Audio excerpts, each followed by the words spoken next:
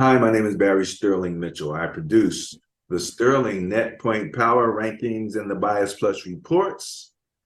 Today is October 11th, 2023, and this is Ben and Barry on football. What's going on out there, everybody? This is Ben Dickerson. I am your co-host. Last weekend was quite a debacle for me. First of all, in picking the games, I lost 8, I won 6. That's horrible for me. The next thing was I got kind of cute on some of my fantasy teams, trying to start quarterbacks and defenses that I normally wouldn't start because of the matchups that they had. Didn't work out too well for me. I'm really angry with myself. I'm kicking myself, in fact, but I shall rebound.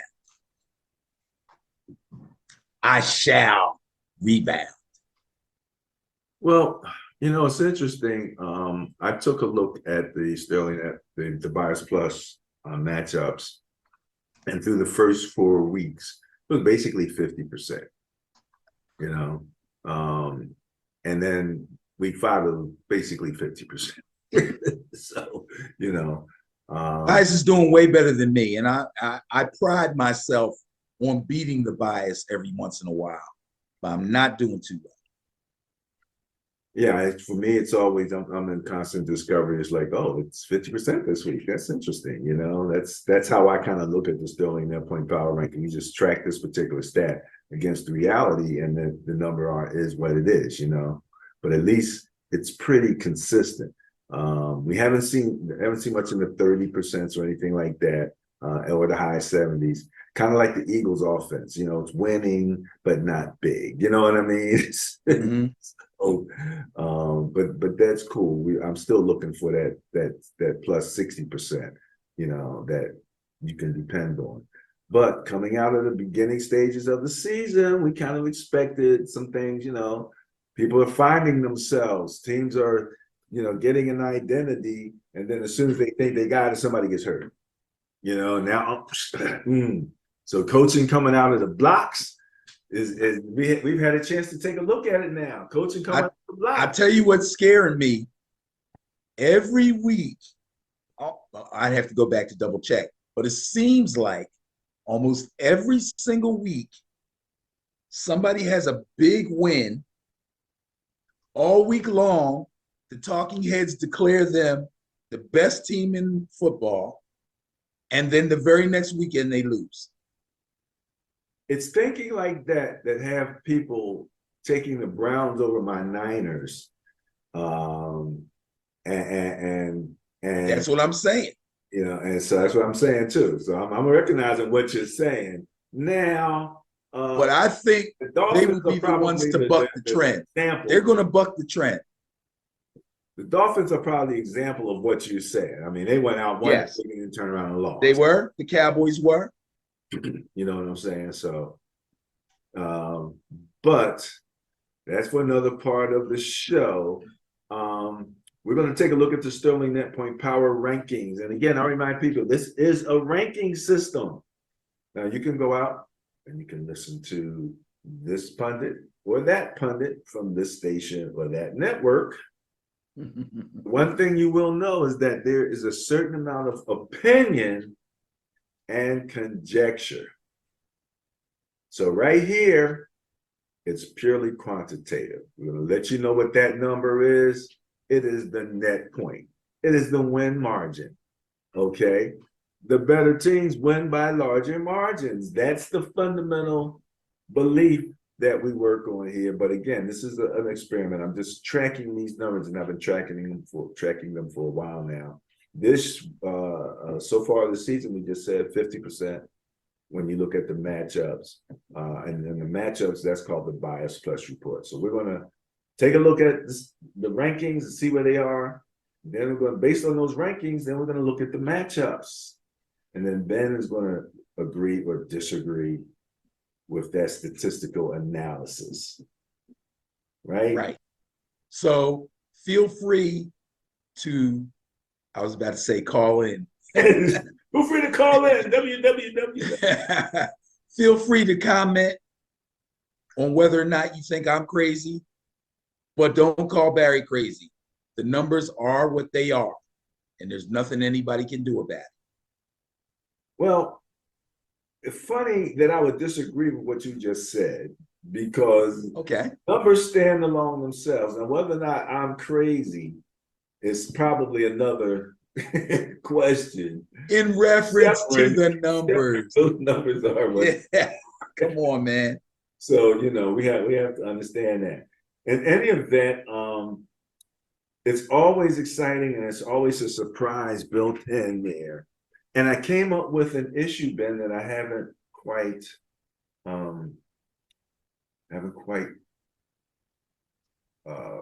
figured out yet. And I'll tell you what it is. I used the Pythagorean calculation I knew it had something to do with that. to take the turnover numbers to a point equivalent. Right? If it's a negative number, no. Well, you know something, and this is the thing. The differential itself might not be considered a negative number. It's the difference between two negative numbers, which in a way kind of makes it an absolute number. So I don't know if No, it's no, actually stop, a negative stop, number, stop. you know. You're killing me right now. I, I will look into Stop. that. I will look into that. You know. Give me a 30-second timeout. I can't take it. You know, I'll see if I can figure that out. I'll let you know. In any event, let's move on to www.sterlingnppr.com. All right, Benny. So let's check out the Sterling Net Point Power rankings for the NFL Week 5. So this is where we look at the average net points, the average points for, average points against, and average turnover differential. You notice the word points. It's all about points, ladies and gentlemen. Nobody has won a game yet based on yardage. But the average turnover differential equates to points to some degree. And so we wanted to add it in there because we believe that turnovers are just that important, you know? So we want to make sure that that's calculated in there. But the rankings from number 1 to number 32 is based on ANP, average net points. You ready? My beloved San Francisco 49ers are in first place in the rankings with an average net points of plus 19.8. And again, net points can go positive or negative, as will turnover differential. Second place, Buffalo, 15.8 on the plus side. Dallas, 10.2 on the plus side. Kansas City, 9.6.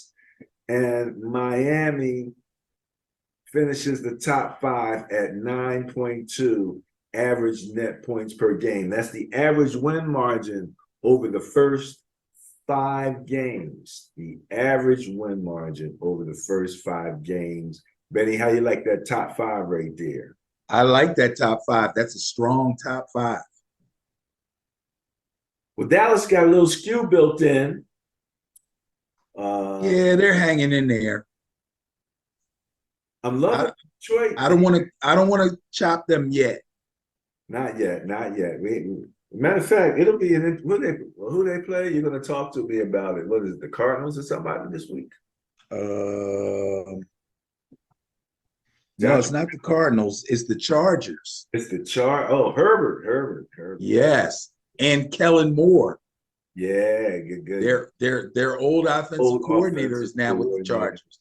They got rid of because they were only scoring like 32 points a game, I think, during the regular season. Yeah. Then they had problems in the postseason, and they kind of looked at him like, all right, it's all your fault, buddy. In any event, that's your top 5. Niners, Buffalo, Dallas, Kansas City, and Miami. Then to round out the top 10, number 6, Detroit, the Lions, Benny, up in the top 10 like that. Yes, sir. A little bit ahead of Philadelphia. Detroit is plus 8.2 win margin. The Philly plus 7.4. The Ravens coming in, and the Ravens kind of under a little bit of fire here, a little bit. You know, people looking at the Ravens kind of cross-eyed. But they're plus 6.8. The Seattle Seahawks coming in at plus 5, and Tampa Bay, Baker Mayfield holding on the fourth tie. Oh my goodness, a three-way tie, Benny, for that 10th spot between Tampa Bay, New Orleans, and Cleveland at plus 4. Man, that takes you down to 13 and when you add them all in there. But long story short, there's your top 10 plus. Before you even go any further, this whole top 16, as far as I'm concerned, is pretty strong.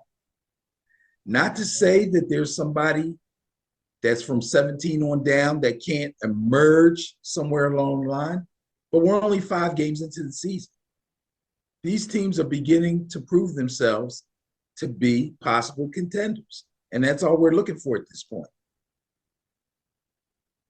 5 and 15 is it's like 30. It's like 1/3, right? 15 divided by 5 is like a third. So we're a third of the way into the season. And I'm hearing people say, "Oh, we still got a long season to go." I'm like, you got a third of the season under your belt right here.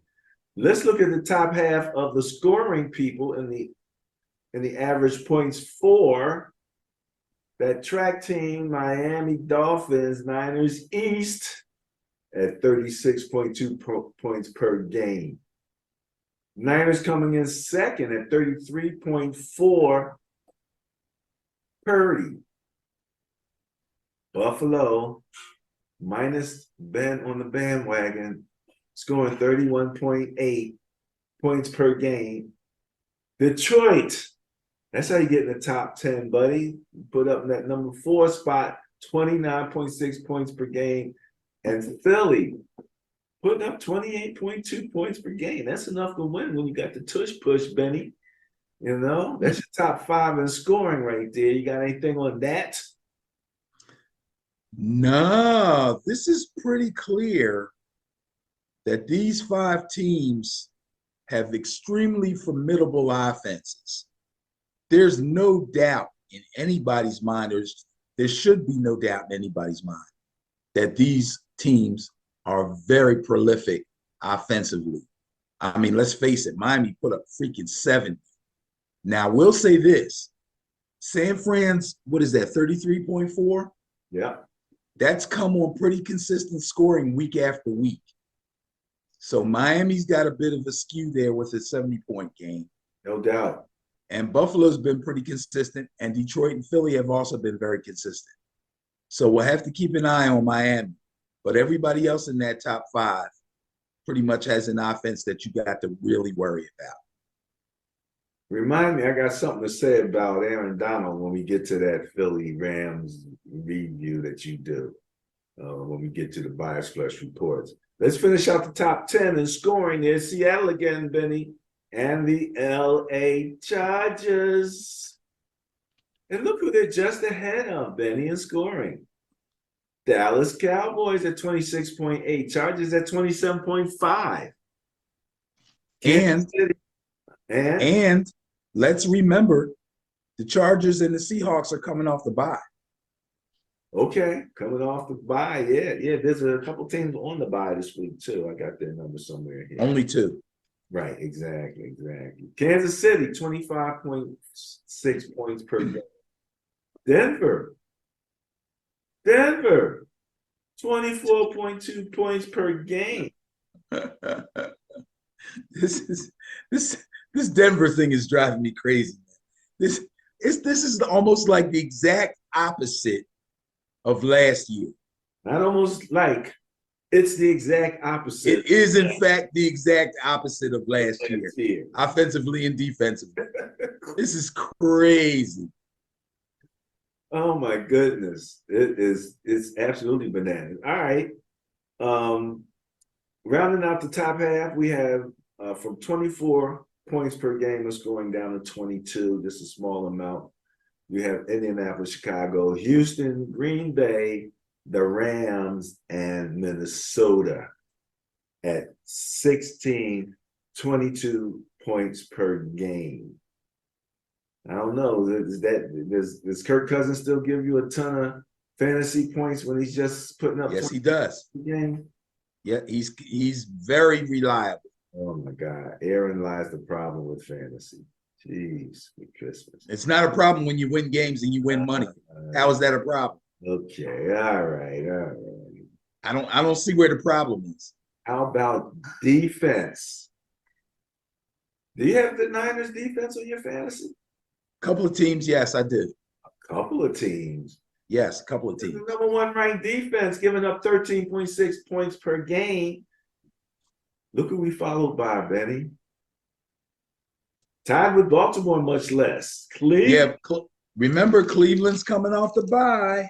Cleveland's coming off the bye, man. I'm telling you, I'm not, overly confident in this game. I think this is going to be a game. Baltimore, 15 points per game. All right. So we saw Baltimore in the scoring. Where are they at? Scoring here. They're not in the top half. They're not in the top half of scoring. No. Oh my goodness. Ugh. Is right. New Orleans coming in fourth, 15.2 points per game, just ahead of Kansas City and Buffalo, giving up 16 points per game each. Not bad, not bad. Dallas is giving up 16.6, and I still believe that's a skew number. Tampa Bay right behind them, 17 points per game at eighth. Tennessee at ninth, 18.6 points per game. And Atlanta, the Falcons, 19.2 points per game. Falcons surprised me a little bit. Houston, let's go 11 through 16 real fast. That's Houston, Jacksonville, Philadelphia, the Jets, Detroit, and the Rams. So Ben, when we used to talk about the ranking differential with Detroit, it was Detroit's offense was up there in the top and their defense was down in the lower half. Right. So their offense is sitting at number 4 right now, points 4. Last week, because remember I said I was going to track Detroit. Last week they were sitting at number 13 in points against. Now they're at 15. I think they gave up 24 points in their last game. Oh, okay. All right, something to keep an eye on. Yeah, I just picked them to kind of track. Yeah. See how they do. And the Rams, that Philly, man, that tush push, man, that's worth points. That's the part. And I think they play to it. They'd be like, don't worry about scoring, just get close. Just you get close, we're good. They said for any other team that does the tush push, they were at a 70% success rate. I saw that. Philly was at a 90-something% success rate. Right. So as successful as it is, they apparently do it better. And again, when you get to that game, I just want to anyway, the Jets 14, Detroit Lions 21.4 at 15, and the Rams rounding up the top half 21.6. ATOD, average turnover differential. This is what I was talking about, Ben. If it's positive, this is not really a positive number. This is a differential. And that's why I think I'm going to hold on to the Pythagorean calculation. Tampa Bay is number 1, Benny, at 1.8, plus 1.8. Interesting. Turnovers game. San Francisco plus 1.4, LA Chargers, and Seattle tied at 1.3. That's Seattle showing up, all up in the top half, ain't they? Yep. Seattle, Buffalo, Dallas, all these teams are showing up in different categories. Pittsburgh, Houston are tied for 7th and 8th spot. Then 9th and 10th, Jacksonville, Cincinnati at plus 0.8. Then you got Philly, Indianapolis, and the Saints tied at plus 0.6 for the 11th through 13th place. 14th through 16th, you have on the plus side Tied at 0.2, Detroit, the Jets, and the Cardinals. So there's your plus side for your net points, your scoring, your points for, your defense, your points against, and your turnover differential. Okay, that means they taketh away more or less than they giveth it away. Let's look at the second half of it, Benny.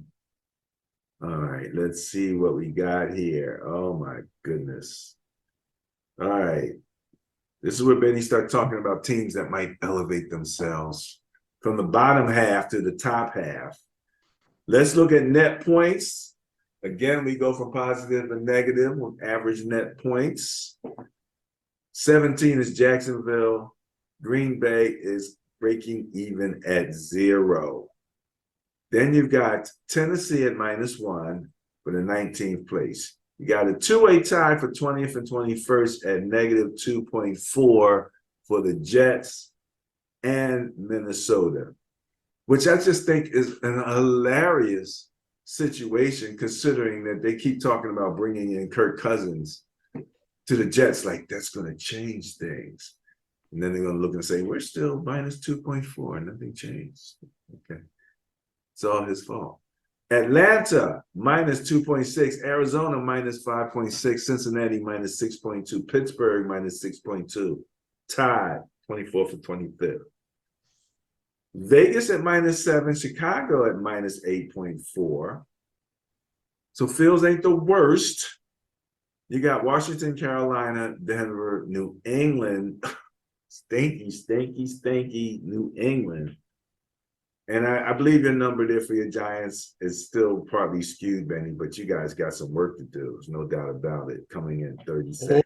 A lot of work to do. Oh my goodness, Jimmy Christmas.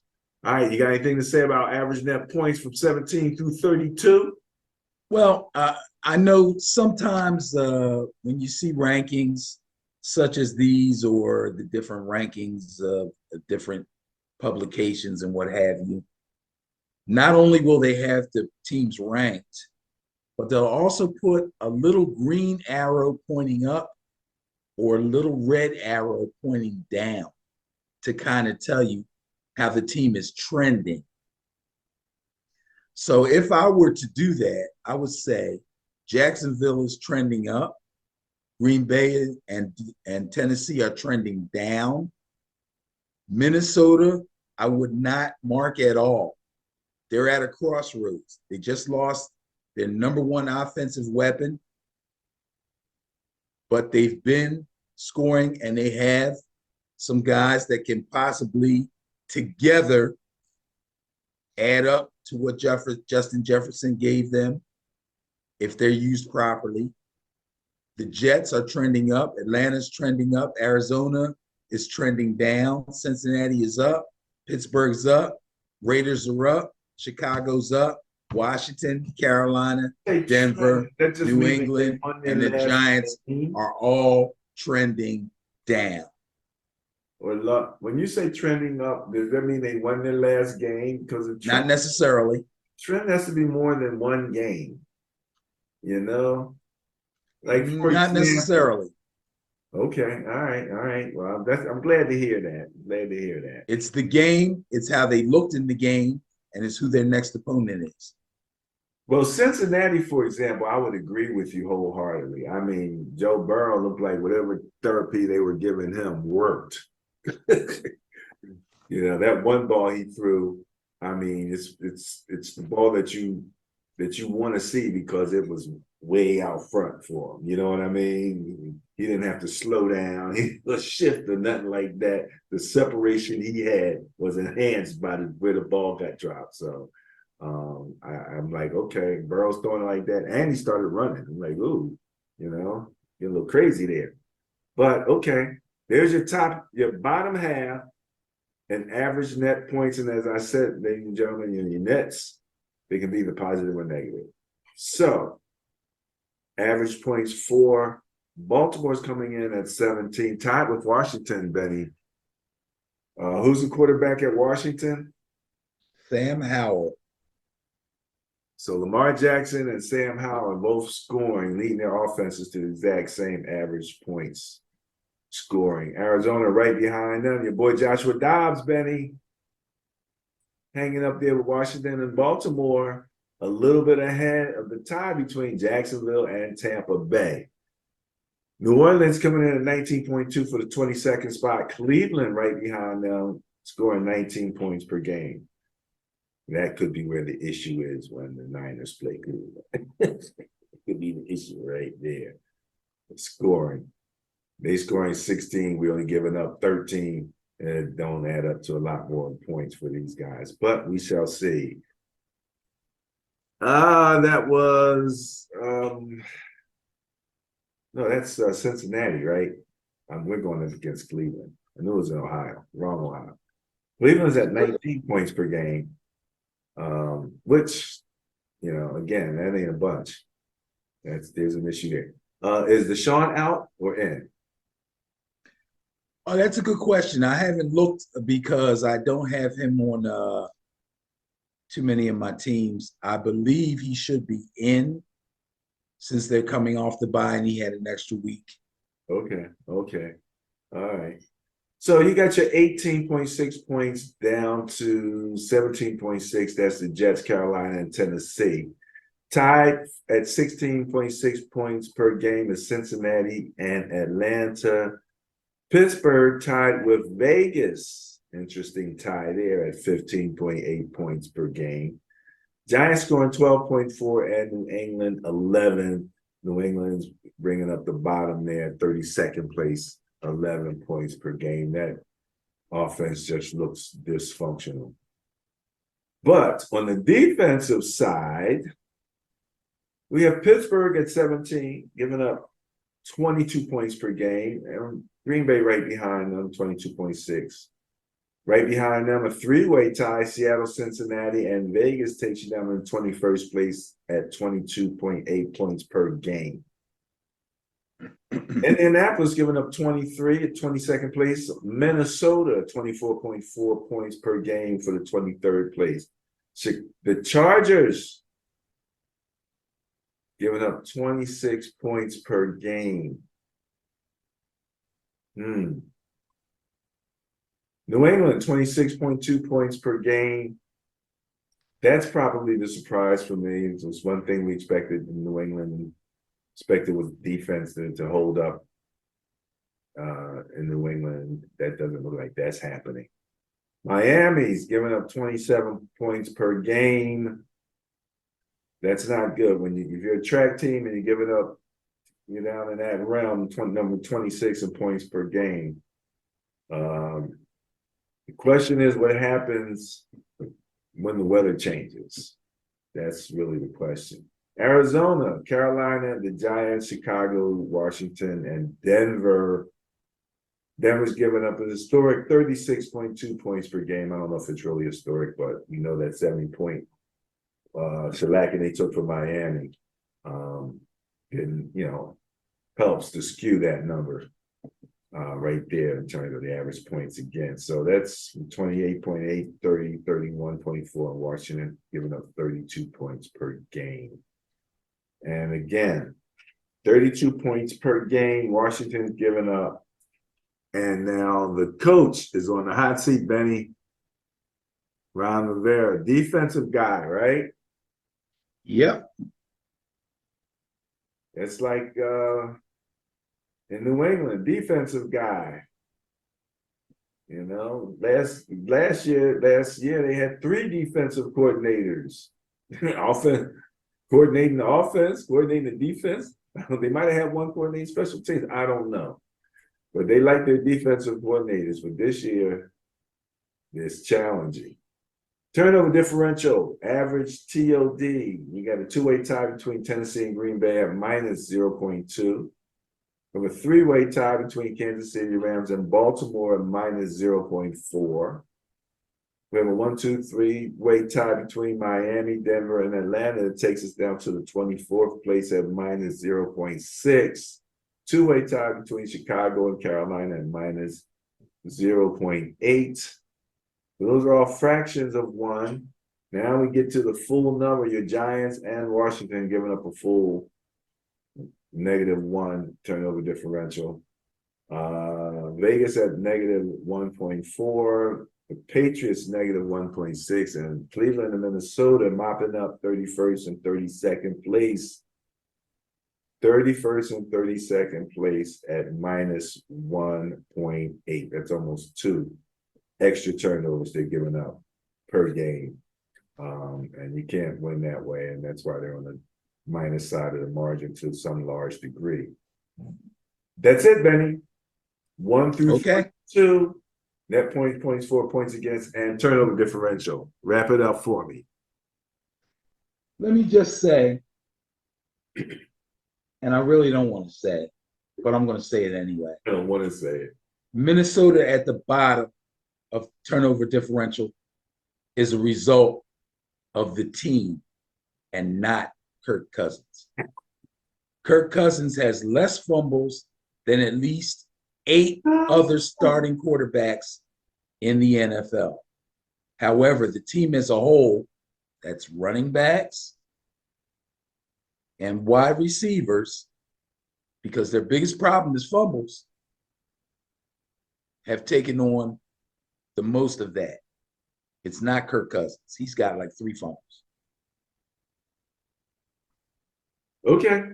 All right. There's a multitude of other starting quarterbacks that have 4+ fumbles. Okay. All right. Are they down in that bottom 32 that you're talking about? Those I just said they're in the bottom in the because bottom. of the team. It's a team. Would that include your Giants there? It is a team statistic.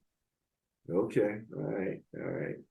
In any event, the numbers are what they are, ladies and gentlemen. I can't put them there. Like I told Benny, I just had one of those Facebook memories come back, and when my team was number 32 in the average net points, they just reminded me on Facebook. Remember back when? I'm like, see, because. All right, Benny. Let's move on to the matchups. You ready? Sure thing. Benny, check this out. Bias Plus Reports, NFL Week 6, 2023-2024. Look what we got, Benny. Hey, what's up with the leather helmet thing? Wow. Leather helmets. Ain't this something? Yes, sir.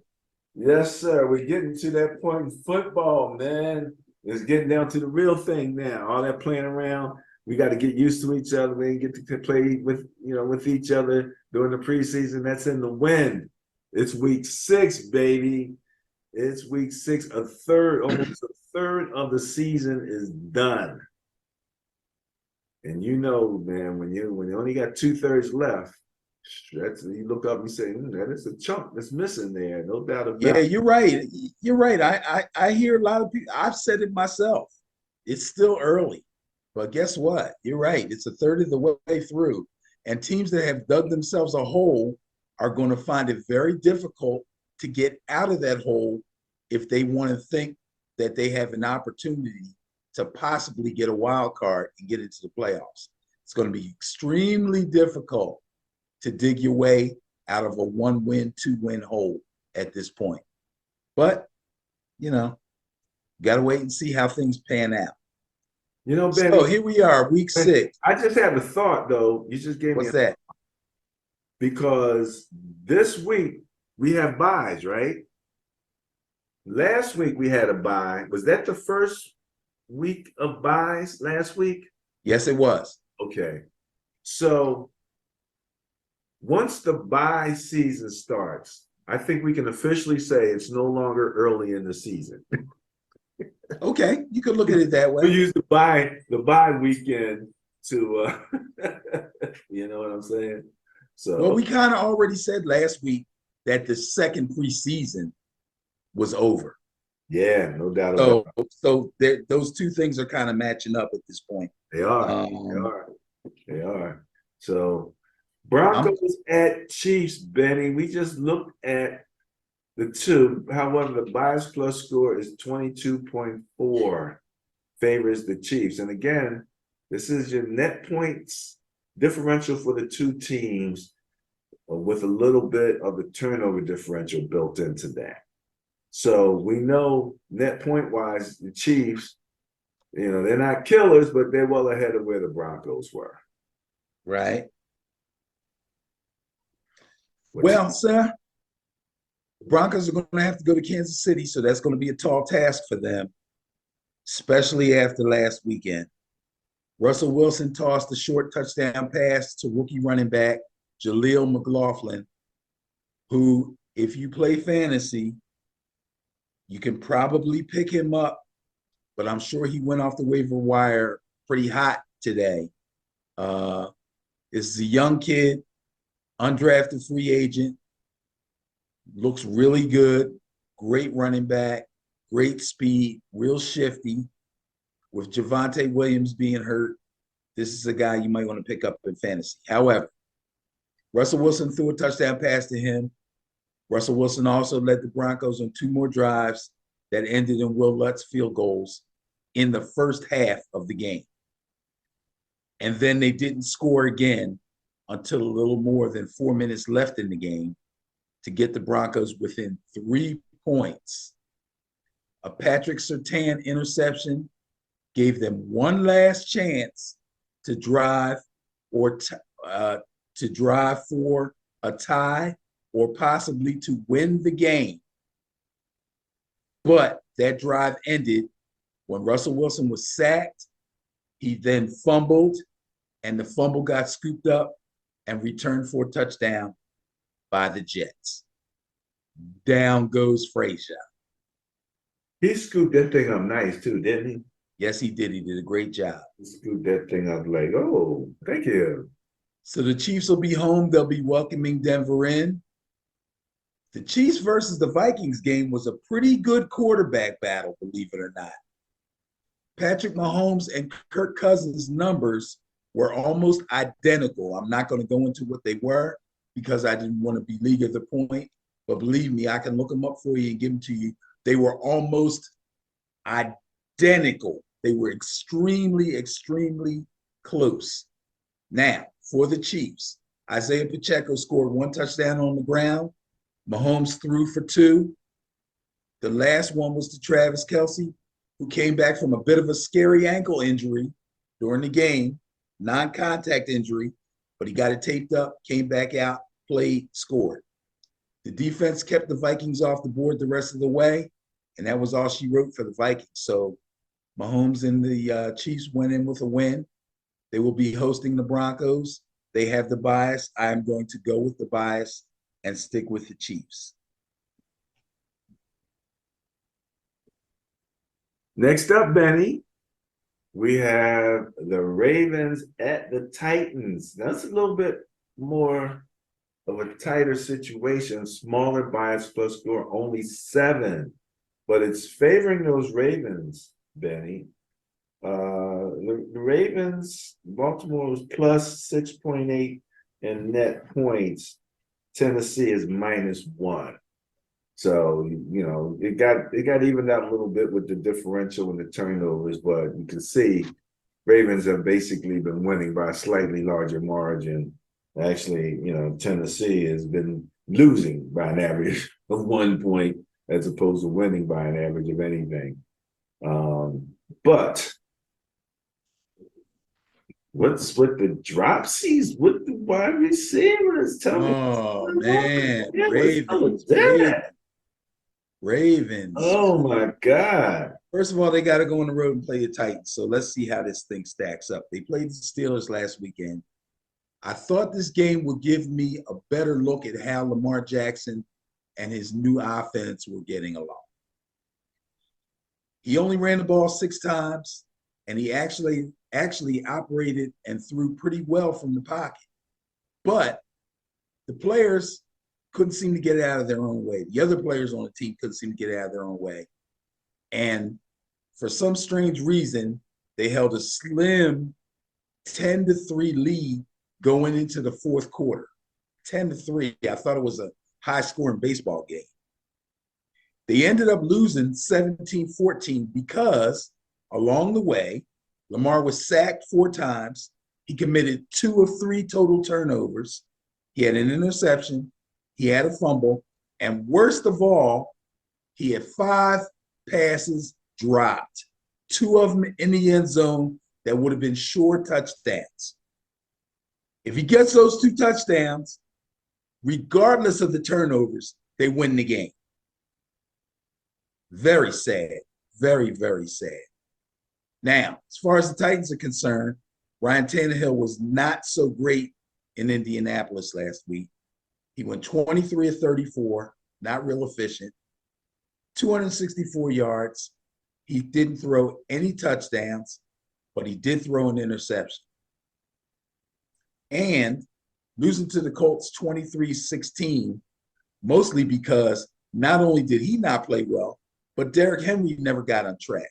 And although Tannehill and DeAndre Hopkins hooked up pretty consistently, only Tajay Spears, the backup running back to Derrick Henry, he was the only guy that was able to find the end zone. An even bigger issue for the Titans was the Titans defense, which was the number 4 ranked run defense in the league. A defense that held up 10 straight opponents to less than 100 yards rushing. 10 straight opponents, they held under 100 yards rushing. And the Colts offensive line and Zach Moss bulldozed them for 165 yards and 2 touchdowns.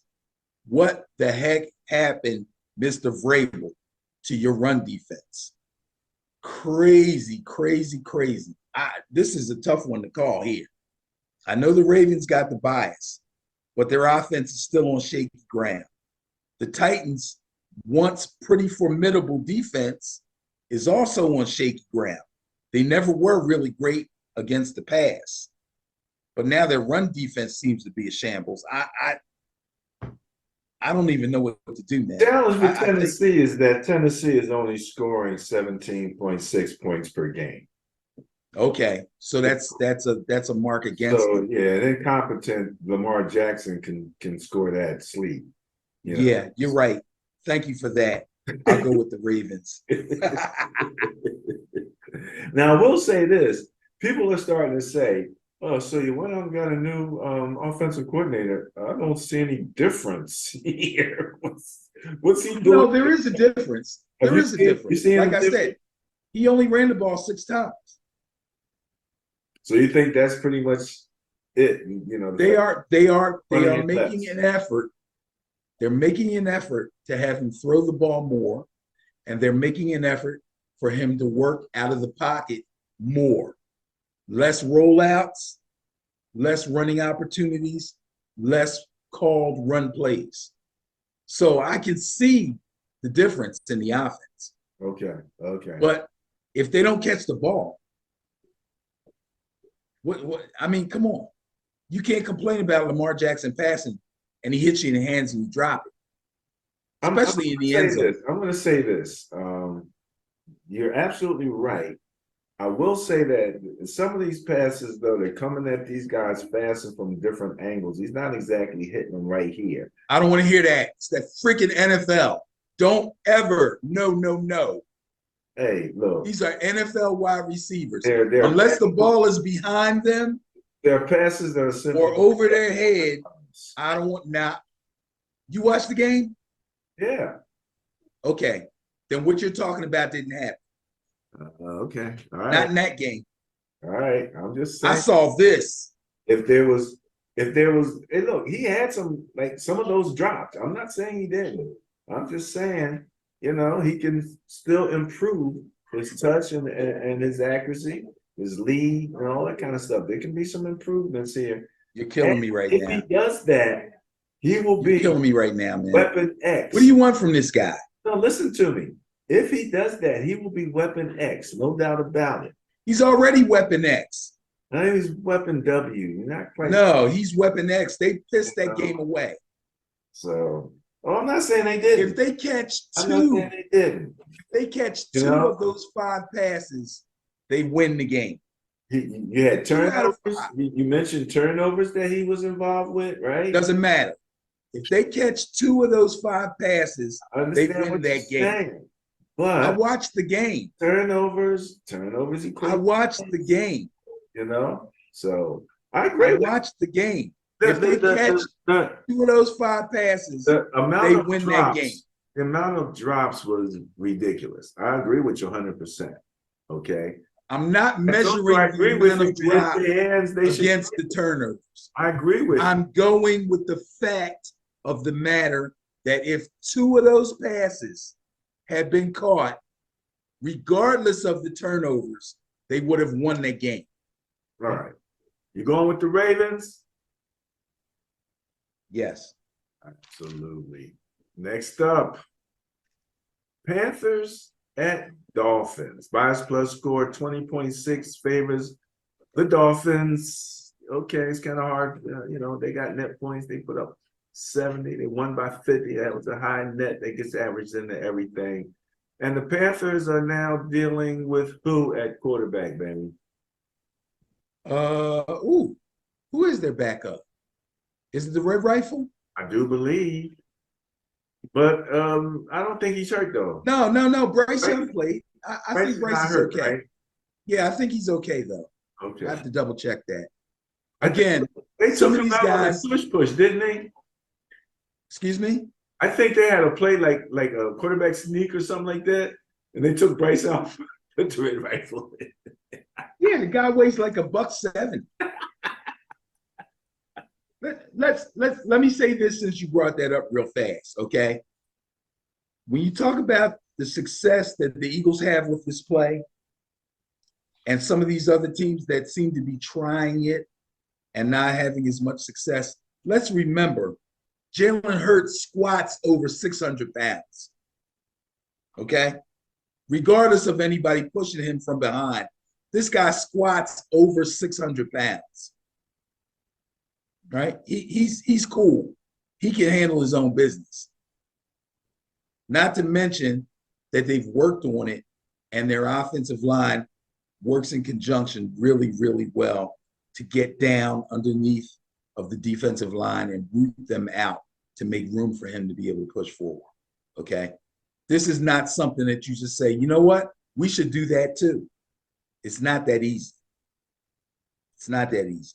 And the Eagles have a top offensive line.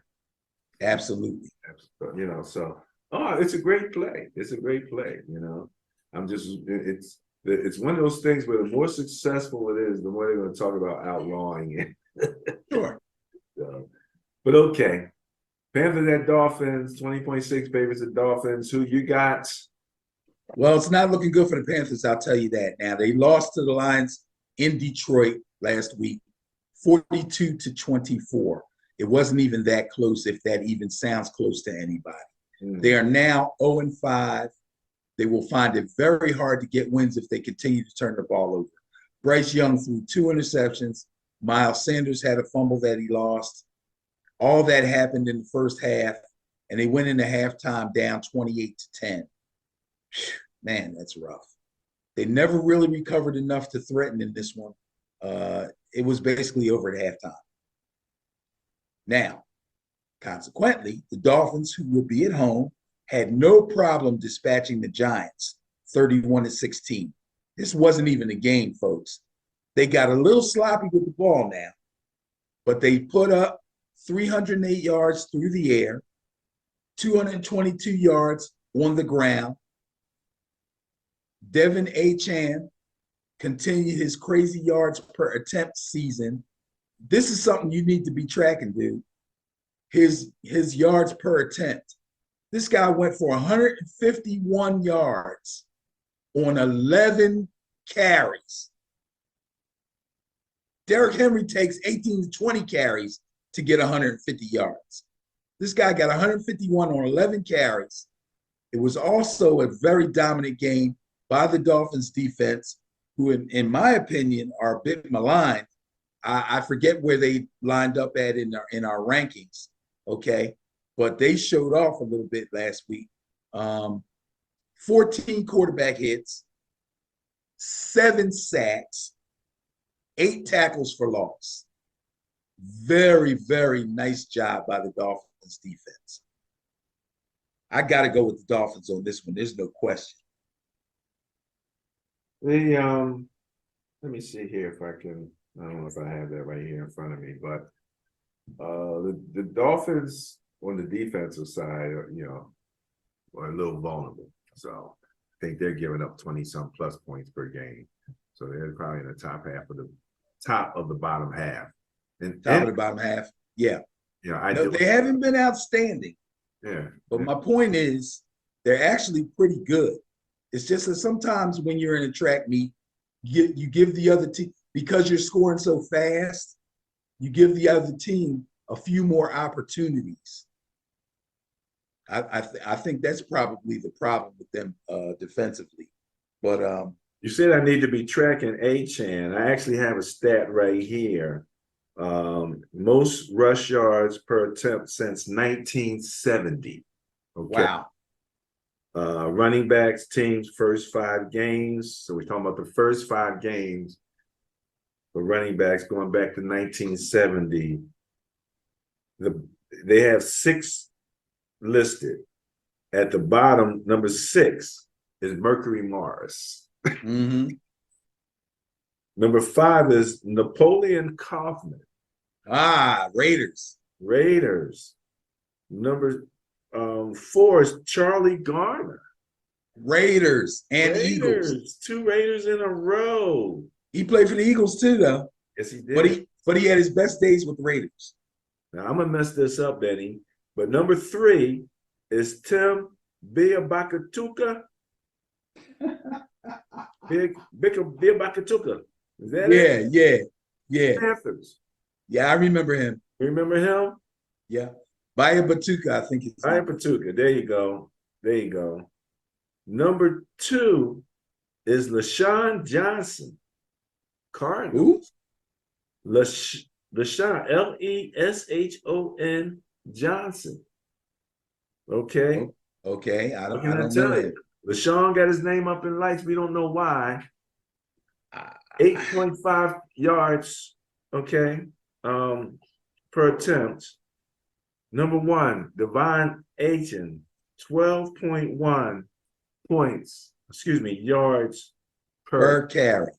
per catch. That's crazy. They said, and it reminded me, they said those are high school numbers. Those are kind of numbers that guy, the all-state super guy. Right. And I remember that when Christopher was in high school, and he was like doing 9 yards, carry and stuff like that. And you look up, you see this 12-yard, like, who the heck is that guy? Right. So yeah, but he's doing that in the pros. But Benny, you always say this about those fast guys, man. They get hurt. Here's the funny thing. I don't remember him getting hurt in the game. I don't remember him. And now he's on the ground. 4 games. I don't remember him being on the ground. I don't remember them coming out to tend to him. I don't know what the heck happened. All I know is the game was over. The media seemed to be a little funny about it too. They were like, he got hurt in the game? And they're like, yeah. So somewhere late in the game, he injured his knee, probably came off the field and said, hey, I'm hurt. I can't go back in. And that was the end of that. Interesting. Yeah, and it's not a small injury either. They're talking about he's going to miss multiple games. Yeah, he's going on IR. That's 4 games straight up. That's 4 games right off the bat. That's 4 games straight up. But they do have a bit of a stable, so we shall see how it goes from here. All right, going with the Dolphins. Yep. Next up in the leather helmet series, Colts at Jaguars. Look at that little teeny weeny, not even a full 1 bias plus score of 0.4 favoring those Jaguars. And the Colts now have a little Minshew magic going for them, don't they? Yeah, I'm not sure they're real happy about it, but then again, they may be happy about it. From what I'm hearing from the people on the NFL Network, they seem to consider Minshew to be the number 1 backup quarterback, best job in the NFL, Best job. number 1 quarterback in the league. Now, here's the deal. The Colts got a very well-deserved win over the Titans last week, 23-16, but it was actually a very costly win because they lost their starting quarterback, Anthony Richardson. He hurt his right shoulder. It's his AC joint. At this point, he's looking at 4 to 8 weeks, 4 weeks automatic because they're going to put him on IR, 8 weeks possibly, and possibly he may need surgery, but they don't know that yet. So you can look for him to be out for at least a month and could be longer, depending on what it looks like once they get in there. Now, backup Gardner Minshew did a good job managing the win, but it was Zach Moss and the Colts O-line that ran roughshod over the number 4 ranked run defense in the league, that being of the Titans, which we talked about earlier. The Colts defense did a far better job on Derrick Henry than the Titans defense did on Zach Moss. They pretty much shut down Derrick Henry in the Titans run game. Now, that being said, they got to go to Jacksonville. The Jags will be coming back after their 2-week stint over in London.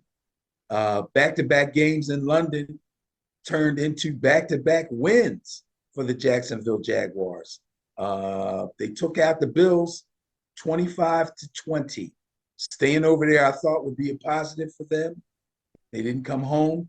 They stayed in London for the entire week. They look like the fresher team. They look much fresher than the Bills, and they were able to hold on to a lead and hold off the Bills in the fourth quarter to secure the win. Trevor Lawrence threw the ball well, but got sacked 5 times and was plagued with 3 fumbles. Understand, this should have been a loss. Okay, remember we talked about Lamar Jackson, and I told you, yeah, he had turnovers. They catch those 2 passes, they win that game. Trevor Lawrence got sacked 5 times, 3 fumbles. 2 of those fumbles were lost. That's him alone. They still won the game because they held on to the ball and because they had the superior ground game with Travis Etienne. He rushed 26 times for 136 yards and 2 touchdowns, and they controlled the clock. That's the difference. That being said, Colts can forget about it. Minshew magic, forget about it. The Jaguars are on a little roll. I like the Jags to win this game. You know, we talked about the home team over in England, and the Buffalo Bills versus the Jaguars, and the Jaguars having been the team that's been to England the most. So we kind of thought, might be a lot more Jaguar fans there. No. I'm telling you. Bills fans were there. Bills Mafia was in the house. In fact, English connection to the Bills Mafia. Yes. When the Jags came on the field, they were roundly booed. Wow. I don't remember badly. That. Wow, that's crazy. That is crazy. But I do remember we had that conversation. Mm-hmm. I was like, oh, this looks like Bill territory here, boy. I'm telling you. Then the Jaguars pulled the game out, though. So, yep. You see the one guy was in full Jaguar. I mean, his face was completely looking like a Jaguar. Like you had no clue what he looked like, He was standing right next to a lady with all Bill stuff on. Fans That's the fun of it right there. Okay. Now these teams probably actually wore leather helmets at one point. I know the Bears did. I remember seeing Bears in the video. Yes, sir. I'm not sure about those Vikings though. This is a long time rivalry. Well, very the long time. Score is only 2. Only 2. Just 2, and it's favoring the Vikings. Okay. Well, the Jefferson list. Vikings. Yes. So the Bears are going to be home. They'll be coming home after a victory in Washington. So we'll talk about the Bears first. Not only did they win their first game of the season, but they won it on the road and they won big. They beat up on the Washington Commanders 40-20 and celebrated their first win in almost a year. Justin Fields threw 4 touchdown passes a couple of weeks ago in a loss to Denver. Last weekend, he threw 4 more touchdown passes, but this time the Bears came away with their first victory literally since October of 2022, almost exactly a year since they won a game. That's amazing. Now, Fields connected with DJ Moore 8 times for a whopping 230 yards and 3 of those 4 touchdowns. The defense held up their end of the deal with 5 sacks and 2 takeaways. So they did the damn thing to Sam Howell and the Washington Commanders. And like you said, I agree with you. Ron Rivera should probably be on the hot seat. I think Eric Bieniemy made the right choice and was lucky getting chosen to be the OC of this team.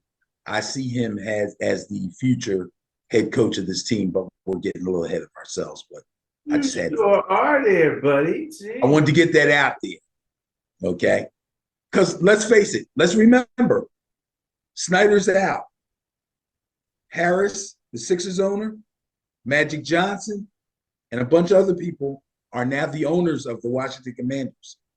They have no allegiance to Ron Rivera. They didn't pick him. He's not their guy. I mean, he's the coach of their team, but he's not necessarily their guy, okay? So you got to keep that in mind when you're talking about coaching changes and things of that nature.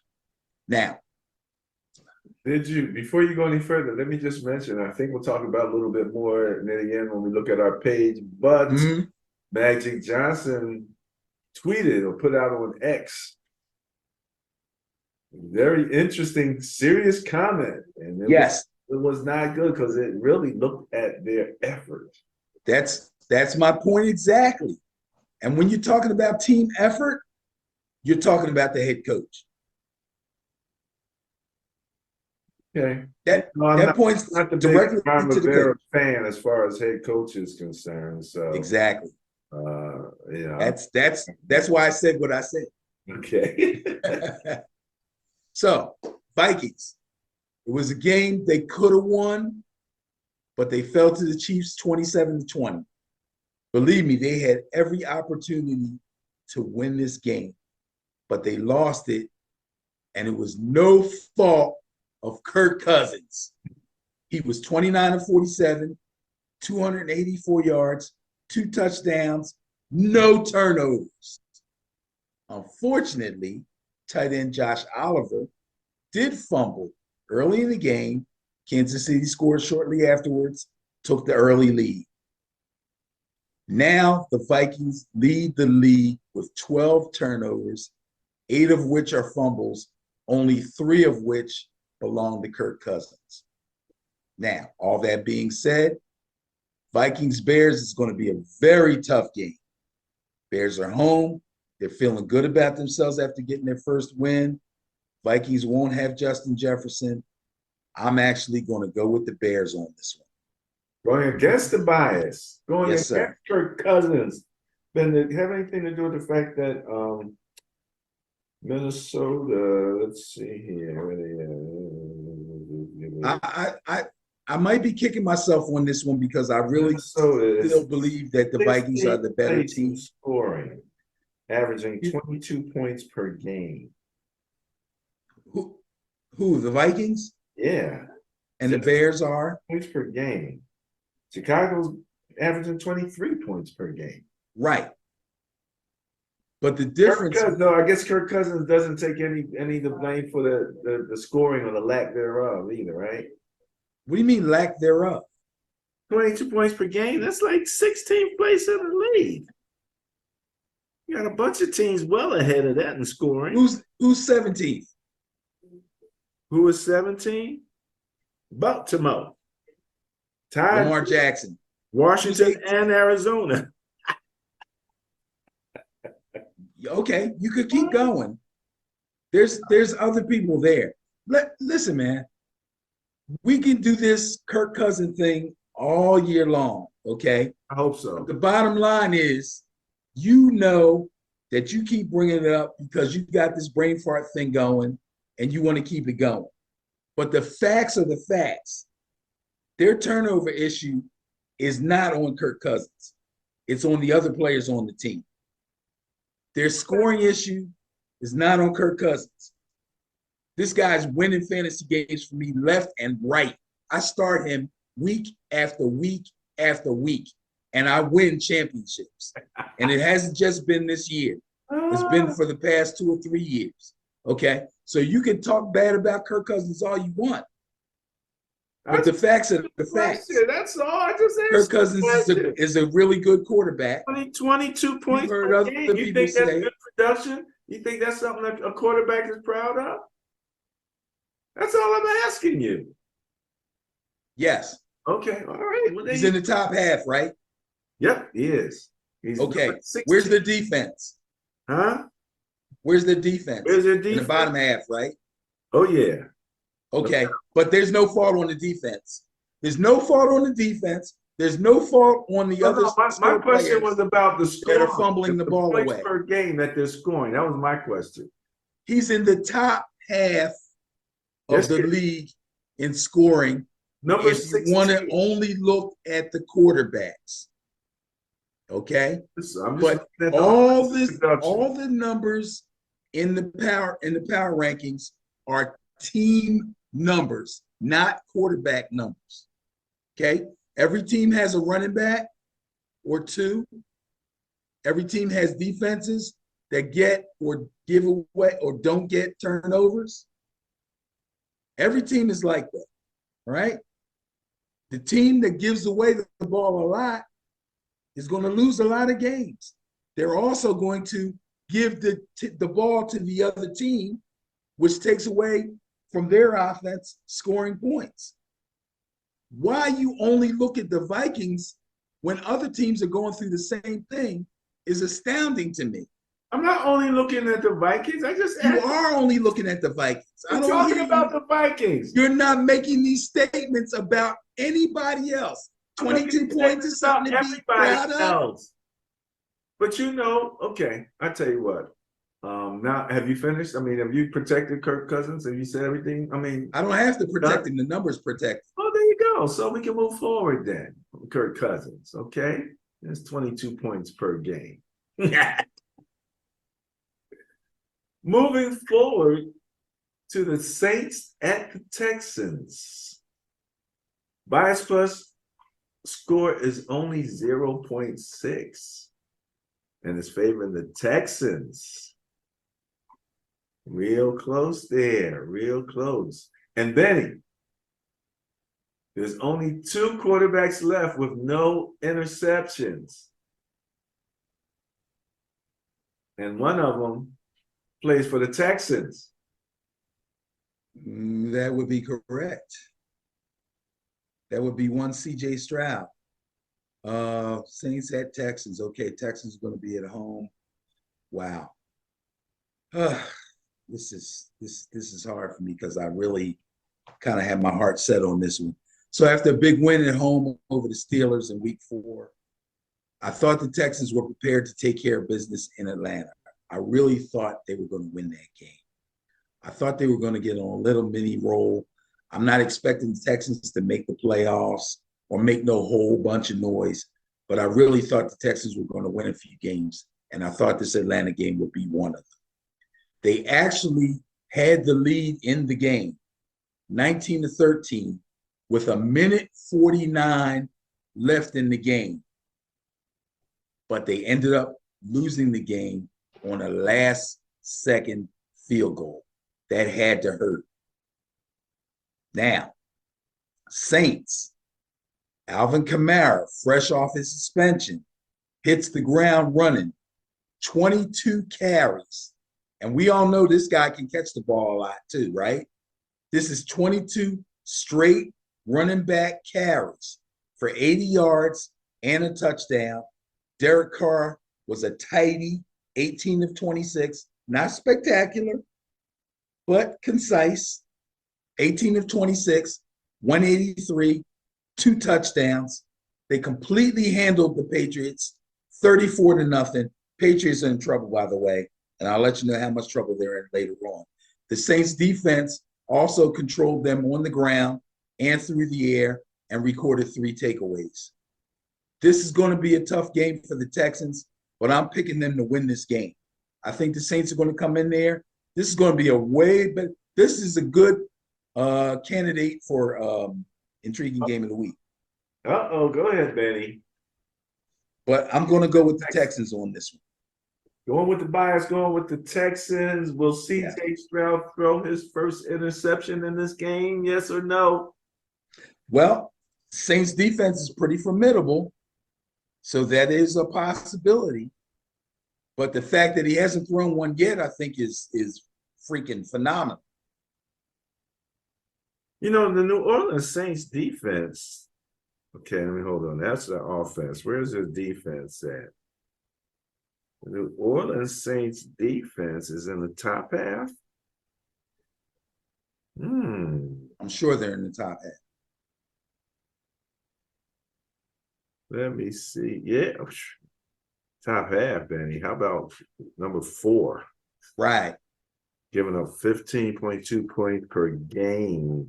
Yes. On Baltimore, Cleveland, and the Niners. So yeah, they're tough. Where are they at in turnovers? Where are they at in turnovers? We're talking about the Saints. Yes. Talking about the Saints, are you? They are tied with Philly and Indianapolis for the 11th, 12th, and 13th spot at 0.6 on the positive side. Okay. So they're on the plus side. Okay. So, yeah, you're right. I mean, Derek Carr is like, he's not spectacular, but he's getting the job done. He's settling in down there. You know, he's being very Derek Carr-like. So, I don't know. Do you think Derek Carr has a ceiling? That's the question about Derek Carr. It's like, when he was at the Raiders, it was kind of like, I think they felt like he had a ceiling. Almost in the same way that the Vikings thought that, what's his name, had a ceiling before they brought in Kirk Cousins after he took them to, like, was it the NFC Championship or whatever, with that miracle in Minnesota. Remember that? Keenum? Yeah. Remember that? He had them all the way there, and then it was like, okay, we don't think you can take us to the next level. And then he was out, and the next thing you know, they had brought Kirk Cousins in and gave him a fully guaranteed contract. So, so they got all they could get out of a career backup, man. Come on. That's what we said. He had a ceiling then. They felt he had reached his Absolutely. That's my whole question. That's my whole point, But Derek Carr is a career starter. Okay. All right. So you don't think that there's a ceiling issue with Derek Carr here? Oh, I'm sure he has one. I don't think he's hit it yet. Okay. All right. This is his first year with this team. Okay. All right. But you're going with the Texans. Yes, sir. All right, sir. In the Leather Helmet series, next up, Seahawks at Bengals, the rejuvenated Bengals. This ain't the same Bengals that put up those stinky points in, which is why the bias plus score of 13.2 is favoring the Seahawks. This is the Bengals that are operating with a quarterback who is not seeming like he's hurt anymore. Well, the Bengals went out to Arizona last week, and they got themselves into what we call a get-right game. Is that what we call that one? That's what we call it. That's what I call it. Joe Burrow completed 36 passes for 317 yards and 3 touchdowns. He looked like the old Joe Burrow that we're used to. Oh, by the way, all 3 touchdowns went to Jamar Chase. What a game he had. He's always open, right? He's always open. He's like 7-Eleven, always open. The Cardinals defense had no answer for Chase. He was targeted an astounding 19 times, and he caught an outstanding 15 passes. This was borderline. Do you remember the game back in the day when Terrell Owens caught 20 passes? Yeah, barely, but I remember it kind of. Yeah, this was This was looking like one of those games. 15 completions in a game, to one receiver, that's pretty doggone good. The Bengals defense recorded 3 takeaways, 2 picks, and a fumble recovery. Looks like they're starting to come out of their little doldrums. Okay. And like you said, Burrow looked pretty healthy. Now, whether he's 100%, we don't know, but he was obviously feeling good in that game. Now, the Seahawks are coming off the bye, so they'll be rested. They will have had an extra week to take a look at the Bengals and game plan for them. However, the Bengals will be home. Oh, gee, I don't know. This is a toughie. Seahawks got the bias, right? Yes, Seahawks have a pretty healthy bias, but again, we remember that the Bengals coming out the block, they looked really bad. That Joe Burrow was hurt, Right. They were getting crushed. Seattle is scoring 27.8 points per game, just under 28 points per game.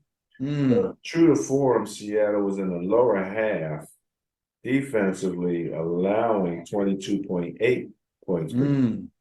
So what was the score? What did Joe Burrow put up last week? 317 and 3 touchdowns. Total score? 34-20. We put up 34 points last week. Yeah. Mm. And I believe T. Higgins will be back.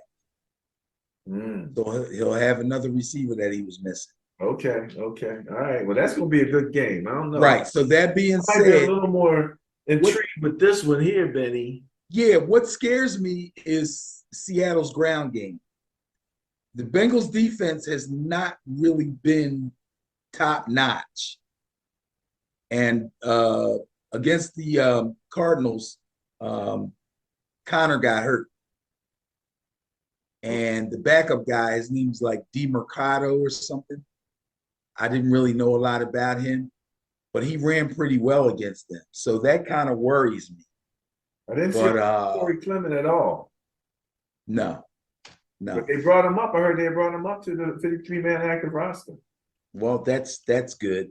But at this point, he's like third or fourth string at this point. Yeah. They like the DeMercado kid. I'm going to go with the Bengals.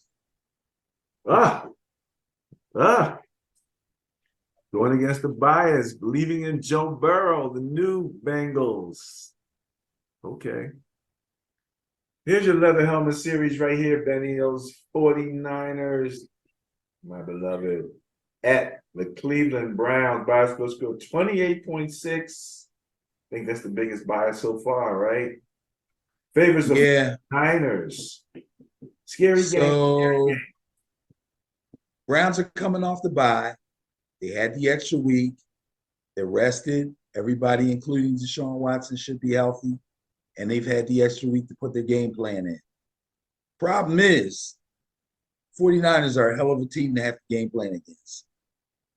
They look damn scary good as they dominated the Dallas Cowboys 42-10. The Dallas Cowboys, who people just 2 weeks ago were saying they look like a Super Bowl contender and possibly the best team in the league. They crushed them boys. They sacked Dak 3 times. They intercepted Dak 3 times, and they recovered a fumble. I think the fumble was by Pollard. Brock Purdy threw 4 touchdown passes. Christian McCaffrey and Jordan Mason, his backup, who I love, both scored on the ground. The 49ers look super dominant. I think they're going to come into Cleveland, and they're going to take that one. I'm going with the Niners. Going with the bias, going with the Niners. Yes, sir. Go get them, babies. Go get them. Commanders at the Falcons. Bias plus score of 9.2 favors the Falcons. Could be the end of Ryan Rivera. Could there be a mid-season, early season coaching change? Benny? I don't know. I can't remember the last time we had a mid-season firing in the NFL. I'm sure we've had one somewhat recently. I just can't think of who it was. The only thing I can think of is who was it? The guy that was with the Panthers, or was he with the Jaguars that from college, and they had to ship his butt back? Oh, yeah, Urban Meyer. Urban. Yeah, but he was screwing up. He Yeah, was well, bad. that's why you have a mid-season change. Like, Yeah, no, but Ron Rivers not Rivera screwing is up to all that football. extent. This guy had more than football going. He had some other stuff going. He was partying when the team lost. Yeah, Like, yeah, yeah, y'all yeah. go ahead. I'm gonna stay back here in Ohio. Yeah, yeah, he was messing up, man. He had to go. He had to go. They couldn't tolerate that, I'm telling you. man. So last week Washington lost at home, which wasn't good for Ron Rivera. They lost at home to the Bears. Score was 40-20. They got booed off the field at halftime because they were down 27-3 at halftime to the lowly Chicago Bears, who had not won a game. So yeah, it was a sellout crowd, and they booed them off the field as they went in at halftime. That 27-3 was mostly due to blown coverages and missed tackles. Their second half comeback attempt fell short with a fumble, a stalled drive in the red zone, and a missed field goal. Basically, they fell apart in the second half after trying to come back, putting a few points on the board. Wasn't looking good for the Commanders. Now, 2 weeks ago, Desmond Ridder, the quarterback for the Atlanta Falcons, turned the ball over 3 times in a game where the Falcons got shellacked by Jacksonville. Last weekend against the Texans, Ridder threw for 329 yards, a touchdown, a 2-point conversion, and ran for a touchdown too, with 0 turnovers that helped defeat the Houston Texans 21-19. So he looked the complete opposite from the week before that, or I guess it was week 4. Okay. Benny, I want to take full credit for his improvement. Very good. Because I questioned him 2 weeks ago. Remember, I'll give you that. I'm going to give you that. You did. And I believe I said we haven't seen it yet. It was a little early to really, cast disparagement on the guy or to raise him to a higher level. Okay. But this time he showed tremendous improvement from the week before, albeit against the somehow Texans. out of the universe, he heard it. He said, Barry said, what? Show him. Yeah, that's what it seemed like. Wow, he sure did. All right. Now, I do have to mention the kicker, Younghoe Koo, who actually sealed the victory with a go-ahead 37-yard field goal at the end of the game as time ran out. But Desmond Ridder did help get them where they needed to be for Koo to come in, kick the field goal, and get the win. Now, the Falcons are at home. The Commanders seem to be in a little bit of trouble. I'm going to go with the Falcons. All I'm going to go with the bias. I'm going to take the Falcons at home. And then Magic Johnson's going to be like, Ben said what? On Twitter. As far as I'm concerned, tell you the truth, as far as I'm concerned, their minds are made up. But I think they'll wait till the end of the season. But Ron Rivera, he can start looking for another job. If the mind made up, come on, you can get it. Rise Plus score 9. They're Patriots at the Raiders. And it's favoring the Raiders. Come on, Garoppolo. Jimmy Christmas. Get your old team. You could be the last what they say, the straw that broke the camel's back when it comes to Belichick. He lost to Garoppolo. And then you trade him away. And this is what you got. You think they're damaging, Mac Jones? I mean, Can we say that Bill Belichick is on the hot seat? Yeah, I think we can. It's not looking good, bro. His po- I his think post it's game actually hot. It's interviews, hotter than Rivera's actually. his post game interviews used to be kind of entertaining. You know, his what do you call it? Terseness, if that's a real word. Um, his short answers, his You little quips. said you You have to know, start. You have to start all over again. What does that mean? Well, yeah, it's not funny anymore. means you have to start all over. It's not funny anymore. Does that They're mean for looking everybody? bad. Yeah, for everybody. Yeah, right. It can't get much worse for the Patriots.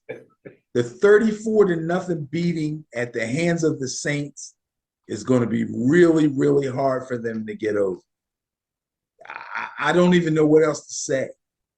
I mean, we're talking about Mac Jones at quarterback, and we're talking about Bailey Zappi as your next option. 2 weeks in a row, they brought Bailey in. 2 weeks in a row, you bench your starting quarterback during the game, and then when you get asked about it in the post game interview, you give some funny little snippy answer. Like I don't think he has a clue. I really don't. I think this team, I think this locker room has gotten away from him, and he's not used to it, and he doesn't know what to do. I think Bill Belichick thinks he's back in Cleveland again. Remember when he was the head coach of Cleveland? Yeah, now you're really going back there. Yeah, I think that's the situation he's finding himself in right now, and it's not very comfortable for him. Well, It's when you not good. put yourself and Not good at all. last place in scoring in the league, Yeah, with a whopping 11 points per game production. that's sad. That's sad. Now, the surprise is that they're not, are they in the bottom half on defense? Well, that's average turnover. Let me see. I think they're in the bottom half on defense. Yeah. That's they Coming into the season, 20. one of the better defenses, at least like top 10. Right. But then you give up the big score in the one game. So now Right. you kind of And you're so inept on offense that the Yeah. defense just can't carry. yeah. Well, So- okay. All right. So anyway, So meanwhile, Raiders. the Raiders put together a much needed win over Green Bay on Monday night. Did you watch Monday Night Football? Did you swing your opinion yet? Are you ready to kick Love back to the curb again? Who Love? Yeah. No, I'm not going to do that. I'm not going to You do swing that. back the bus. You got to remember, man.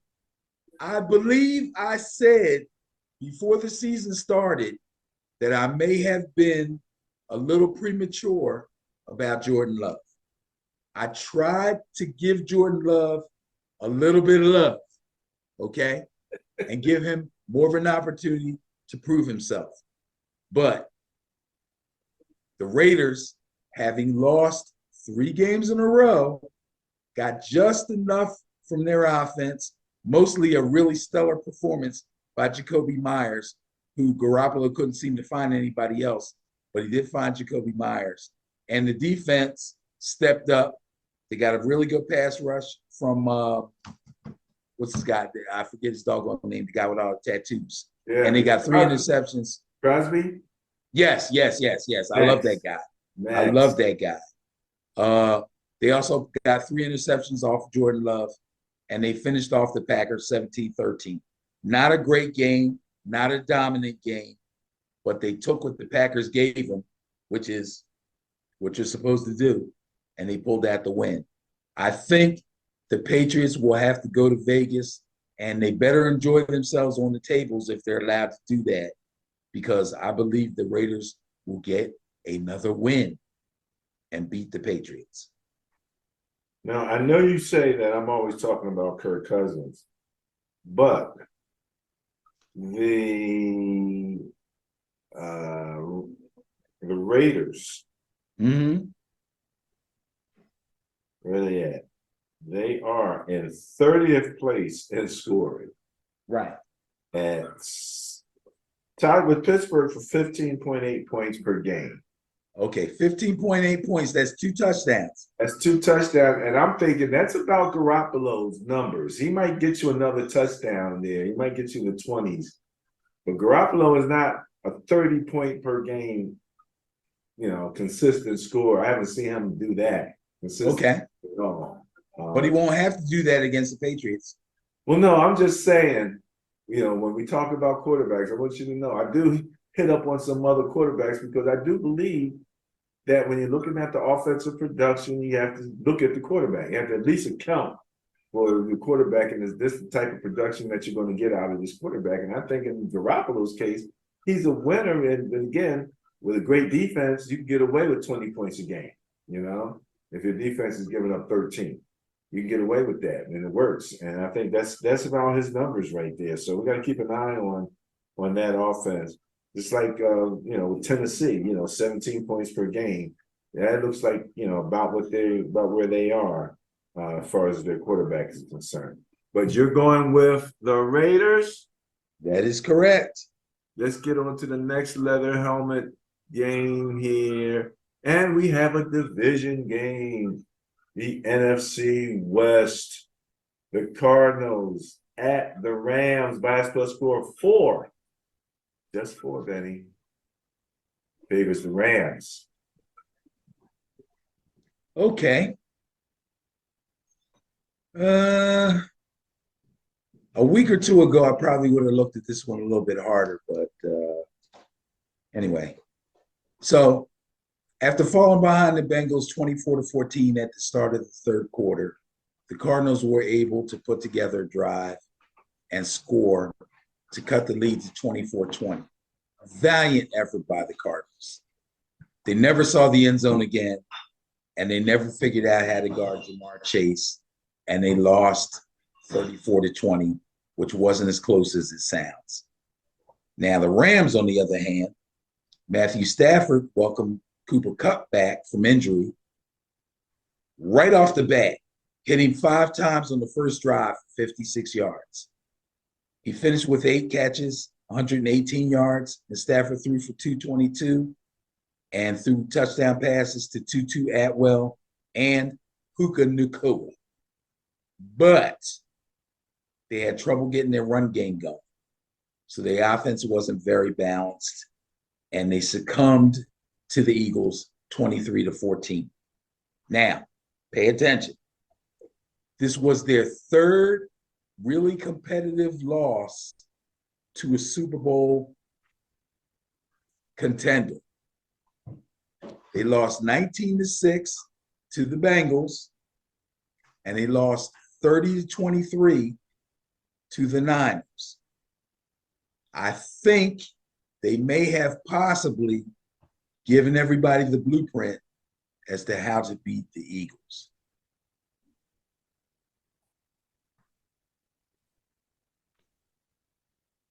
Oh, I got to pick a winner, don't I? Chicken dinner. Let's go. Take the Rams. Not betting on your boy Joshua Dobbs, eh? Nah, I can't do that. All right, Benny. Well, we're about to wrap up the last of the 4 o'clock games. Those last 3 games or so are part of the 4 o'clock games on Sunday. This one will wrap up the 4 o'clock games. Lions at Buccaneers. Why are we looking with faces?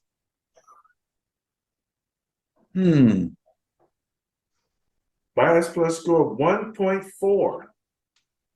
A measly 1.4 actually favors the Buccaneers. I'm surprised at this one. Yes. And I'm going to say something real quick about this game here, if I can. Well, you see, this is one of those situations where The Lions actually led in net points, but the Buccaneers lead pretty heavily in turnover differential. Ah, And once you throw that Pythagorean calculation on there, yeah, you just get a little bit more than what you had in your net point categories. So mhm. it swings it over to the Buccaneers. Yeah, Buccaneers. So that, matter of fact, I had this game highlighted. This is possibly, an intriguing game to me because of that. Those little, Okay. yeah. So the Bucks got the bias. Okay. And the Bucks are coming off the bye. So they had the extra week. Baker Mayfield is healthy. Everybody should be healthy. They're prepared. They had the extra week to game plan. But again, the Lions are a handful to game plan. Jared Goff threw 3 touchdown passes in the first half and ran for a score in the fourth quarter to finish off Carolina 42-24. Again, a score that was not as close as it may indicate. 159 total yards on the ground and rushing TDs from David Montgomery and Josh Reynolds. And let's remember, Amon St. Brown, the star wide receiver, has been injured. Jahmyr Gibbs, the star rookie running back, has been injured. And the Lions offense is still cooking. On top of Goff's production, it was far too much offense for the Panthers. They've never had a chance. So with the Bucks coming off the bye, hopefully they'll be prepared.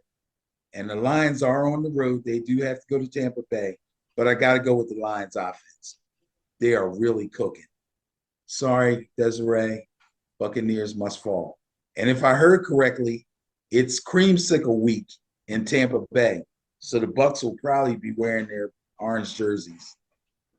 I understand they're really going all out with this. Like the players going to arrive in creamsicle colored vehicles or something like. Wow. Yeah, they're going all out for this. I'm sure a creamsicle hoodie will be displayed in my house on Sunday. Oh my goodness.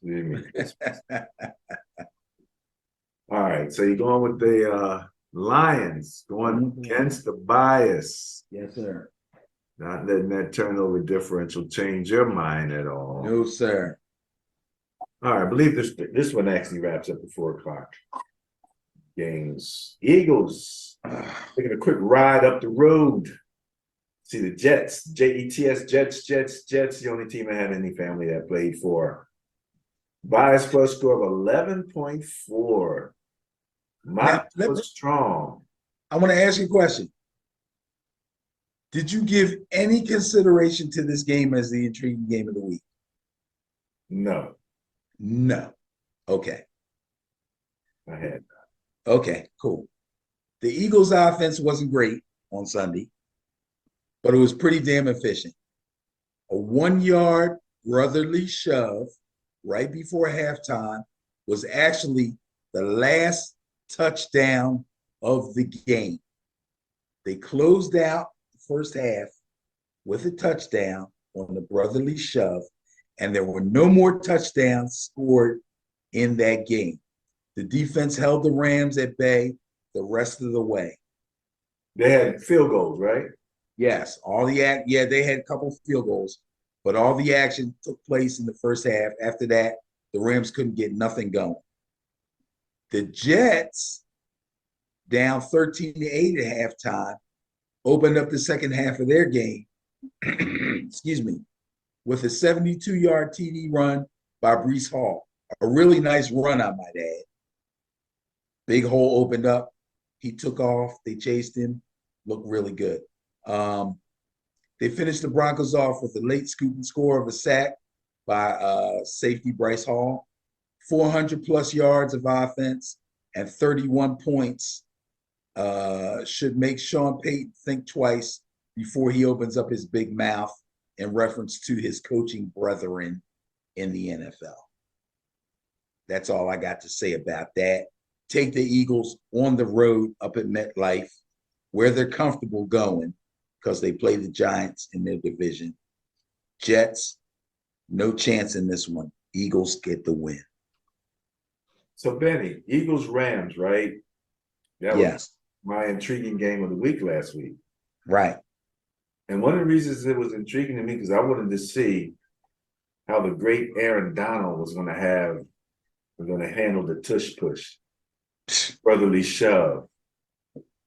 And every time I looked up, Aaron Donald wasn't in the pack. He was standing off to the side somewhere. He wasn't in the middle of it at all. He didn't want to have nothing to do with that. Like, what are you doing? You're like the power in the middle there, man. He looked up, saw Kelsey, and then he's like, I think I'll stand off to the side in case he tries the option. I'll be over here waiting for him. Yeah, right. Last year for Aaron Donald. It got to be his last year. He can't be serious. He can't be serious. This was his time. I thought he was going to try to blow that thing up, man. Nah. You know, he's like, okay, y'all can go low, but when I see him, I'm going after him. That never happened. Never happened. Oh my God, so disappointing. All right. Congratulations, Benny. I do believe you have the Sunday night game. It's a New York special. Giants at Bills. Basketball 42.8. All right, let me get this out of the way right quick. With the Bills. Giants safety Jason Pinnock returned an interception, 102 yards for the Giants' only touchdown. Boy, was I excited.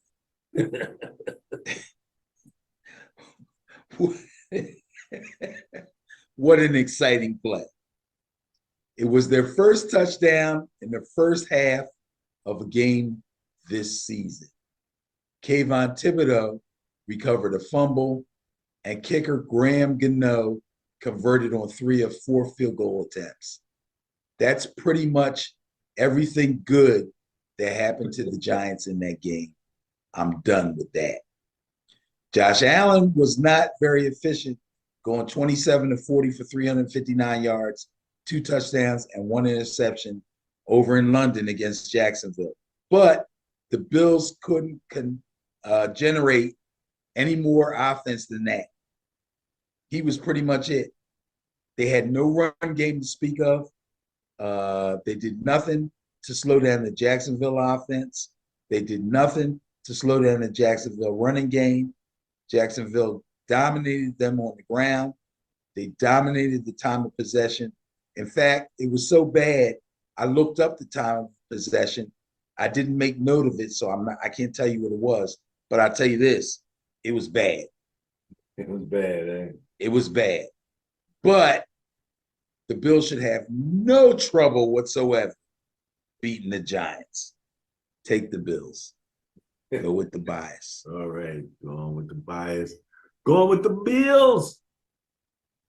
All right, Benny. Let's go look at the Monday night matchup. Another possible intriguing game of the week. Could be. Cowboys at the Chargers. Basketball score of 8.3 favors the Cowboys. And I still believe there's some skew built in there. Yeah, but I think the Cowboys are good enough to have a bounce back game. I will say that. Now, the Chargers coming off the bye. The Chargers offensive coordinator is Kellen Moore. Kellen Moore used to be the Cowboys offensive coordinator. So believe me, he knows the Cowboys. He knows their head coach. He knows how he likes to call a game. So the Chargers have a lot of information about the Dallas Cowboys through Kellen Moore. Now, there's some trouble in Dallas. That's for sure. They got blown out by the Niners last week, but that wasn't the half of it. 210 total yards on offense. Come on, man. 3 interceptions, a lost fumble. The defense literally only touched Brock Purdy 3 times. I'm talking about touched Brock Purdy 3 times, 2 quarterback hits, and 1 sack. Take the Chargers. Take the Chargers going Take against the Chargers. Lions, going against the Cowboys. Oh, Take the Chargers. goodness. Oh, man. Yeah, well, okay. All right, all right. And I'm gonna talk a little bit about this later because we talked about the greatest job in the world, that backup quarterback position. And I always talk about the differential between the starting quarterback's money and the backup quarterback's money. And I just kind of, when I look at some of these matchups, like last week's matchup with Dak versus Purdy, I think Purdy's making about $800,000 a year. He's not making quite a mil. His Dak's rookie contract. 40 million. Yeah, he's still on his rookie deal, though. Right, I know, but I'm just saying, when you're looking at teams that are matched up and you're thinking about the two teams in terms of this one team has a quarterback that's being paid, 40 million, and this team's got a quarterback that's not making $1 million, and that's the competition. You don't know whether or not that's, it don't even sound like it should be fair. It sounds like it should be an overwhelming advantage to have that quarterback, but apparently it's not, so especially when it's Dak. So we'll have to see how this all works out. We are all guilty of comparing players and positions, and okay, if Purdy's a quarterback and Dak Prescott is a quarterback, they're not playing against each other. They're playing against the opposite defenses. It's a team sport, bro. Speaking In of a which, quarterback-led league, it's a team sport, no doubt about it. speaking of which, Chargers, you prefer that quarterback, Herbert, over Dak? If you had to pick a touch team right now, and you were standing looking at Dak and Herbert, which way you going? I take Herbert. Taking Herbert. Speaking of which, and this will be my last comment on this subject, and you can take it for what it's worth, which you probably won't think it's worth much. I'm looking at the 2023 year-to-date quarterback rankings in fantasy football. Number 1, Josh Allen. Number 2, Kirk Cousins.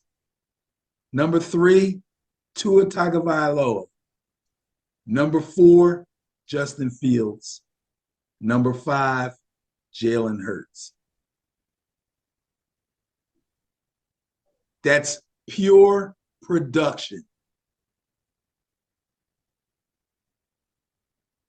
Okay. I mean, that's to be expected, especially from, that group right there. That's to be expected.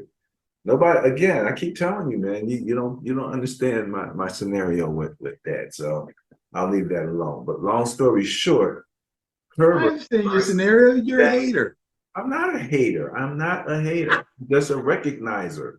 I just simply recognize. It's like when you recognize that. What is it that you recognize? It's like with Kirk. It's almost recognized universally in the media when they say, "Oh, it's a primetime game."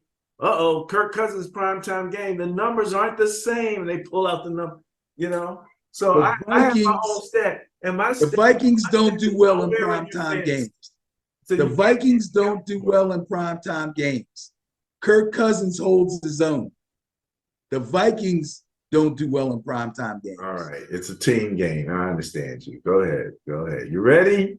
Are you ready, Benny? This is the last of the Bias Plus games for the week. You know what that means, don't you? Oh, there's another game? No. Oh, the Buster.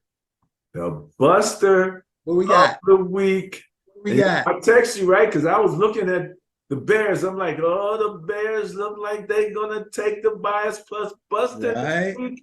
They were hot, man. However, Benny. Okay. as and deservedly so. And it couldn't have happened against a better team. The Excellent surprise job. of all surprises. Excellent job. Absolutely. I'm not surprised. Oh my God. I didn't expect that big a win. A 32 They took them apart, man. that win. Purdy's throwing balls like 30's Purdy is throwing balls so nice that he's getting Baldy breakdowns on his passes. Baldy don't normally cover the quarterbacks that he's looking at. Yeah, blocking. I remember a time when you didn't believe in Purdy, and I had to talk you into it, but that's okay. Okay, all right. Well, we'll go back to that time. I'm sure I'll remember that. And last but not least, Benny. Oh no, we'll wait to the social media portion. After this portion, we got a few things that we want to cover before we wrap it up. Okay. Okay. Bias Plus Buster of the Week, San Francisco 49ers. All right, Benny. So let's get ready to wrap this thing up with the social media portion of the show. We want to go back to the Ben and Barry on Facebook page and take a quick look at some of the things that popped up. We want to remind everybody to go back and visit last week's show and take a look at where we were a week or so ago, especially as far as the rankings are concerned. Benny talked about the arrow going up or the arrow going down. Well, if you know what happened last week, you know which way the arrows are going. And in terms of the matchups, you can see where we were coming from, why we said what we said. So that is on Ben and Barry on Football. You can go there, click on this link, and take a quick look at what happened last week. I did talk about the Bears at the Commanders. I said, Benny, this is going to tell us something about these two teams. Was I right? Did we learn a little something about those two teams? Yeah, I would say so. For sure, man. For sure. How can we not again give a little something? Rest in peace to Butkus. Especially that he happened to be in that 1-2 draft class with our favorite running back, Gale Sayers. Right. So Gale had a special relationship with Dick Butkus. And something I learned about Gale Sayers, Benny, I didn't know. I didn't know that after, football, he went on to have a successful business career. He was quite the entrepreneur. Yeah. Going out and talking to people about it and all that kind of. I didn't know that he was such an entrepreneur, in his after football life. So Gale Sayers here. We did have a movement from the XFL to the NFL. Brad Wayne from the San Antonio Brahmas signed with the Steelers. We'd like to give some kudos out when that happens. A kicker. I think the kicker is, I guess if you can kick the ball 50 yards, they're like, I don't care what league he's in, he can kick the ball for 50 yards, consistently. So you can transfer leagues a little bit easier as a kicker if you can hit it. We talked about the Commanders and Irving Magic Johnson. Let me read what he said in case you can't see it. He said this on X. Tonight, the Commanders played with no intensity or fire. We didn't compete in the first half and got down 27-3 heading into halftime. It was too big of a hole to climb out of, and that is why we ended up losing 40-20. And it's a little weird to have an owner, even though he might be a minority owner, but, Urban Magic is big. I don't care how much of a percentage he has when he's putting out, talking about playing with no intensity or fire, didn't compete. What do you think about that? It's an indictment on the head coach. I see you say there's a death knell for Ron Rivera. Yep. All right. Well, it'll be interesting to see if Irving Magic Johnson or this. Who's the other part of the brain trust for Josh Harris? Well, he's the part of the ownership, but I'm thinking Eric Bieniemy. No, he's the offensive coordinator, the GM. That's who I have to look up. Oh, yeah, General okay. manager. He's putting it. He might be out too. He just made it to roll like everybody else. I'm telling you, this is what happens when new ownership comes in. If the team isn't playing well, they clean house.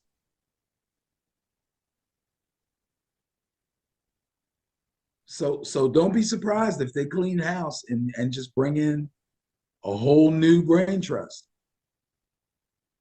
Martin Mayhew, general manager of the Washington Commanders, African American young man, caught up in the midst of all of that stuff here. So yeah, you're right. They might not have a loyalty to Mr. Mayhew at all there. I wouldn't be surprised if they completely. Irvin Magic Johnson, new GM for the Washington Commanders. You think he can pick any?